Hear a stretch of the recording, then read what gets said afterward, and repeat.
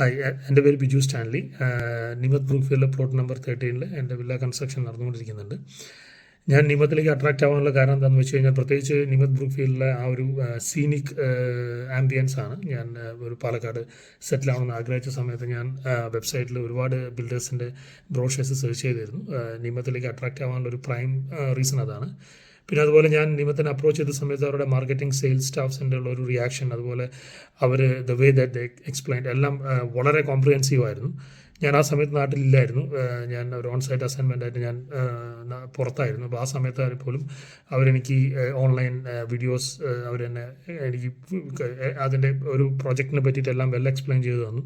പിന്നെ അതിന് ശേഷം അതിൻ്റെ രജിസ്ട്രേഷൻ വരെയുള്ള കാര്യങ്ങളെല്ലാം തന്നെ അവർ വളരെ നല്ല രീതിയിൽ കോർഡിനേറ്റ് ചെയ്തു. ഞാൻ നാട്ടിൽ എൻ്റെ ഒരു ആബ്സെൻസ് അറിയിക്കാതെ തന്നെ അവരെല്ലാം നല്ല രീതിയിൽ കോർഡിനേറ്റ് ചെയ്തു തന്നു. പിന്നെ അതുപോലെ കൺസ്ട്രക്ഷൻ്റെ ക്വാളിറ്റി കൈൻഡ് ഓഫ് ലൈക്ക്, പിന്നെ അതുപോലെ അവർ പറഞ്ഞ ഡേറ്റ് പ്രോമിസ് ചെയ്യുന്നുണ്ട്.